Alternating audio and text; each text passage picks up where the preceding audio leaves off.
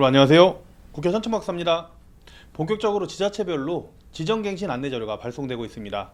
19년 12월 이전 오픈한 기관이 장기간 기간의 지정을 유지하시려는 경우에 갱신 신청서 그리고 그 외 필요 서류들을 준비해서 내라는 내용인데요. 워낙 국회와 파트너 기관에서도 걱정을 많이 하고 계시고 전화가 엄청 와요. 구독자님들 중에서도 장기간 기관을 운영하는 대표님들 굉장히 궁금해하실 것 같아서 세부적인 전략을 한번 살펴보고 대응 방안을 마련하려고 합니다. 참고로 전국적으로 17,000개 기관이 대상입니다. 거의 전체 기관이라고 봐도 무방하겠죠. 따라서 대표님들께서는 필수 시청하시고 예비 대표님들이나 2020년 이후 기간이라도 우리 기간이 6년이 되는 해에는 꼭 해야 하는 일이니까 끝까지 시청해 주시기 바랍니다. 지정갱신제가 25년에 처음으로 시행이 되고 한 번에 17,000개 기간이 되어서 이 17,000 기간 갱신을 주무관이 여러 명이 아니고 몇 분 안 되는 분이 하다 보니 업무량이 워낙 많습니다. 그래서 평가를 문제없이 받은 기관들은 그리고 행정처분을 받지 않은 기관들은 어렵지 않게 통과가 될 것으로 예상하고 있습니다. 하지만 문제는 현지조사를 통해서 행정처분을 받았거나 평가 시 이하 기간 그리고 내년부터 순차적으로 갱신에 들어가는 2020년 1월 이후 오픈 대표님들이 오히려 더 이 영상을 보시고 지금부터 준비를 하셔야 영업정지로 가는 길을 막을 수 있을 것이라고 확신합니다. 분명 지금부터 준비하면 현재 하위 30% 기간이라도 기회는 남아 있습니다.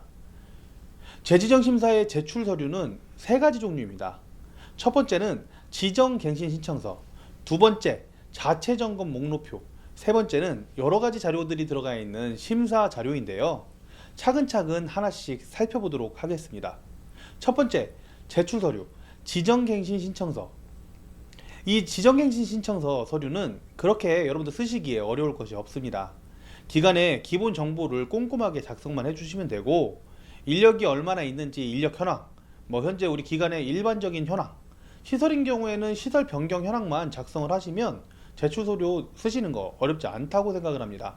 이 정도는 여태까지 해왔던 업무에 비해서는 아무것도 아니죠. 단 두 번째, 자체 점검 목록표, 세 번째, 제출 자료가 문제인데요. 이 두 가지를 바로 한번 살펴보게 되면 과도하게 걱정하시는 분들이 생길 수가 있습니다. 갱신 심사 절차 먼저 한번 살펴보도록 하겠습니다. 갱신 심사 절차는 유효기간 종료 180일까지 그 전까지 이번 대상자들 기준으로 하면은 25년 12월 12일이 원래 유효기간 종료일이잖아요. 그러면 대선 기간에는 6월 초에 기간에 통지가 되었을 겁니다. 그리고 요걸 좀 넓게 보면은 12월 말일까지가 유효기간이라고 보고 6월 말까지는 통지가 될 것입니다. 그럼 기간에는 유효기간 종료 90일, 우리 기관에서는 유효기간 종료 90일 전까지, 즉 9월 초까지는 신청을 접수를 하셔야 되고요. 내가 재지정 갱신에 대한 의지가 있다, 이런 신청을 해주셔야 되고, 이건 지자체마다 9월 말까지 아마 허용할 것으로 보입니다. 이후에 지자체에서는 이 신청서를 받고 나서 심사 일정을 기관에 안내를 하고, 심사가 늦어지는 경우 신청일로부터 이게 원래 12월 말까지 이제 심사를 보는 건데 26년 1월까지는 연장할 수 있다고 그렇게 되어 있습니다. 워낙 갱신 기간이 많다 보니까 이렇게 진행을 하는 걸로 보이고요. 신청 이후에 지자체에서는 기간 평가 결과와 현지 조사 이력을 중점으로 확인을 하는데, 기간 평가를 여러 번 받은 기간인 경우 그 중에서 점수가 가장 높은 기준으로 평가를 적용합니다. 그리고 현지 조사 이력은 경미한 사항인지 심각한 사항인지 확인하고 심사를 시작합니다. 이렇게 하는 이유는 사전 검토 시에 기관이 현지 조사 이력이 있는지 평가를 잘 받았는지 유무에 따라서 심사의 단계나 깊이가 달라질 수 있기 때문인데요. 만약에 우리 기관이 행정처분이 없고 평가 결과가 ABC, C 이상인 경우 기관에서 제공한 자체점검 서류를 기반으로 우리가 이렇게 좀 잘하고 있다 이렇게 얘기하면은 그걸 기반으로 심사를 하고요. 필요시에만 심사 서류 제출 그리고 현지 실사를 진행한다고 합니다. 평가 점수가 C 이상이지만 행정처분이 있거나 행정처분 이력은 없지만 D, 평가를 아예 받은 적이 없는 기관들 같은 경우에는 기본 심사군으로 배치를 해서 구체적인 심사 필요 서류를 지자체에서 검토를 하고 현지 확인, 대면 심사를 하는 그런 방식으로 진행을 하고요. 평가가 E이거나 평가를 받지 않았는데 현지 조사 이력이 있는 경우 아주 빡빡하게 심사 서류를 검토를 하고 현지 확인과 대면 심사를 무조건 실시하는 심층 심사군으로 간소화, 기본, 심층으로 나누어서 갱신 심사를 진행하게 됩니다. 따라서 현지조사 이력이 없고 평가 C 이상의 기관들, 제가 평가 때마다 누누이 말씀드렸었죠. 이 기관들은 자체 점검 목록표의 내용만으로 서면 평가를 받고 통과가 될 가능성이 정말 높아서 수월하게 심사가 가능할 것으로 보입니다. 물론 제가 이렇게 쉽게 통과할 수도 있다라고 말씀을 드려도 이 심사 간소화군에 계시는 국회의원 파트너 대표님들이 이번 재지정 관련 전화가 가장 많아요. 관심이 가장 많다는 거죠. 어떻게 하면 이걸 해결할 수 있을까?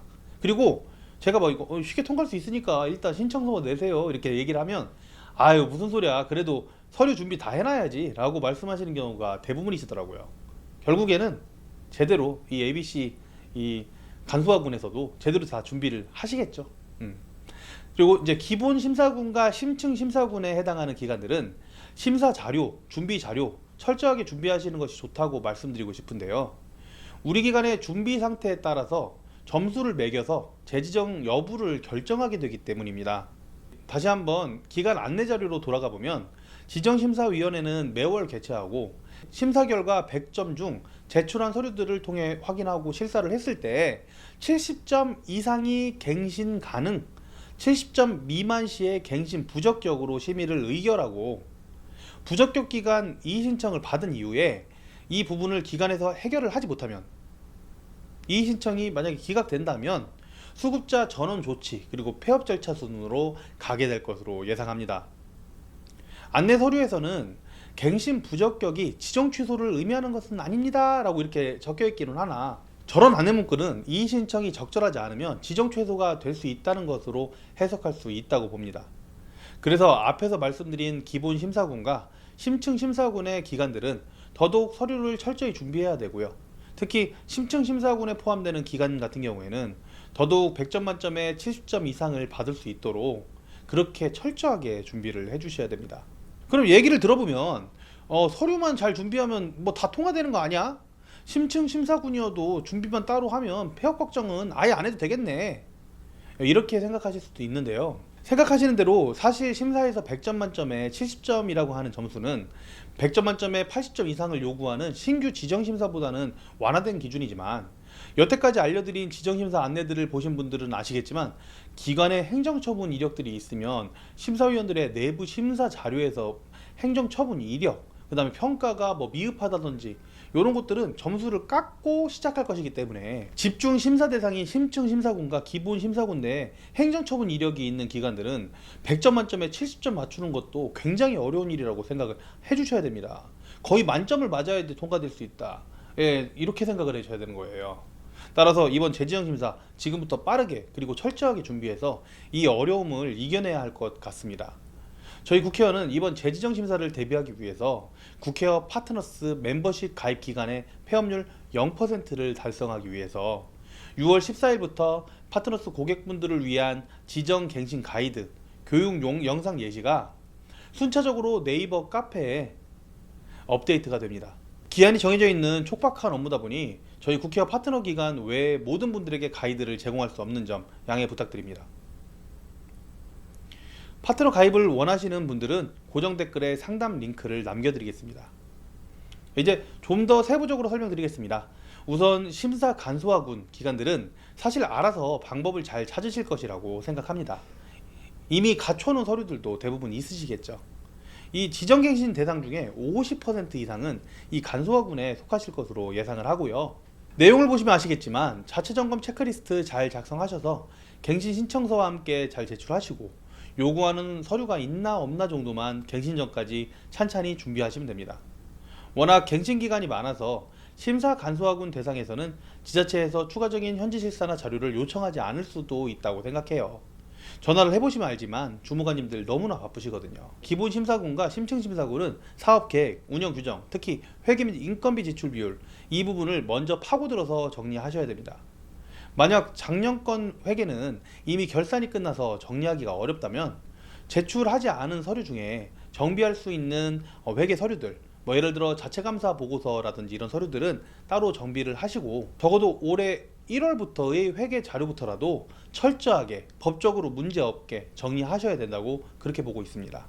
따라서 회계를 어떤 기관에 맡겨두었다 하더라도 직접 살펴보고 문제가 없는지 꼭 확인을 하시고 회계 감사를 받는다고 생각하고 살펴보셔야 돼요. 그리고 만약 필요하시다면 다시 장부 작성해야 할 수도 있습니다. 일단 저희 국회에서 재지정심사 상담을 무료로 해드릴 테니까 필요하신 분들은 일정 잡아서 신청하시면 좋겠습니다. 그리고 사업계획서 그리고 운영규정을 작성하는 방법은 저희가 여러 번 가이드를 올려드렸습니다. 참조하시고 저희 국회의원 네이버 카페에서 사업계획서, 운영규정 이런 그 기본적인 서류들을 올려놨거든요. 예, 그 자료들을 다운받으셔서 준비하시기 바랍니다. 예, 이 부분 같은 경우에는 아마 평가를 받으셨던 기관들 같은 경우에는 기본적인 서류들은 대부분 있으시겠죠. 그걸 가지고 우리 이번 재지정심사 기준에 맞게끔 변경해서 사용하시면 되는데요. 다시 말씀드리지만 기본 심사군 및 심층 심사군은 현지 조사나 평가 점수 미흡으로 인해서 100점 만점이 아닌 90점, 80점에서 이 재지정 심사를 시작하는 기관들이 생길 겁니다. 70점 이상이 넘을 수 있도록 최선을 다해야 합니다. 자, 이제 자체 점검 목록표로 넘어가겠습니다. 자체 점검 목록표는 기관 자체적으로 점검해서 지자체에 제출하는 서류인데요. 심사 간소하고는 이 서류만으로 지정갱신이 끝날 수도 있겠죠. 살펴보겠습니다. 가장 먼저 시설 및 직원 배치 기준. 이 기준을 뜯어보면 인력 배치는 적절하게 우리 기관에서 운영을 해왔는지, 도면대로 우리가 신고한 대로 시설을 운영을 해왔는지, 물품은 각 실마다 실에서 필요한 물품들이 제대로 배치되어 있는지 여부를 확인하고 잘 되어 있다면 적정 표시를 하시면 되고요.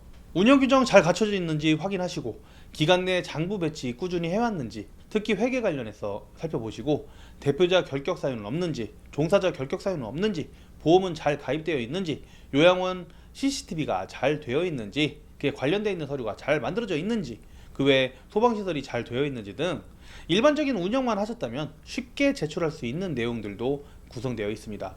그렇지만 이거 말이 쉽지, 예, 이런 평가나 이런 부분들 기준에 생각을 하면 굉장히 이 기한이나 이런 것들을 생각하면 꽤나 많은 내용들이 포함되어 있는 거예요. 따라서 자체점검 목록표 제출은 최대한 빠르게 체크를 하셔서 제출을 하시기 바랍니다.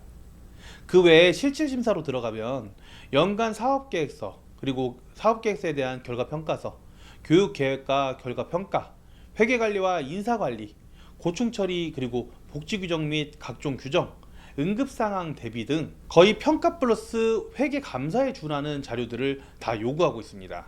이게 어려운 점은 기간이 정해져 있지 않다는 점인데요.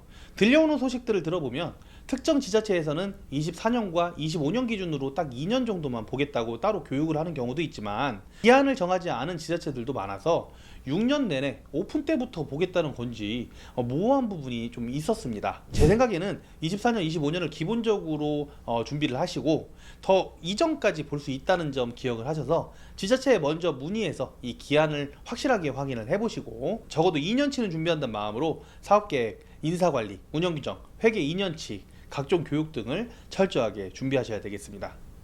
국회의원은 저 천천 박사를 포함한 모든 직원들이 국회와 파트너스 기관의 지정갱신제 통과를 위해서 지금부터 집중 서포트 모드에 들어갑니다. 또한 저희 구독자 여러분들을 위해서도 지정갱신제 상담은 열어두겠습니다. 만약 오늘 영상을 보시면서 어려운 점이 있거나 궁금한 점이 있으시다면 댓글을 남겨주시고요. 파트너 기관 대표님들께서는 국회와 담당자 가이드에 따라주시기 바랍니다. 오늘도 긴 영상 끝까지 시청해 주셔서 감사드리고요. 어려운 기간이니만큼 잘 헤쳐나갔으면 좋겠습니다. 장교환 기관 대표님들, 종사자님들 화이팅입니다. 저는 국회의원 천천박사였습니다. 감사합니다.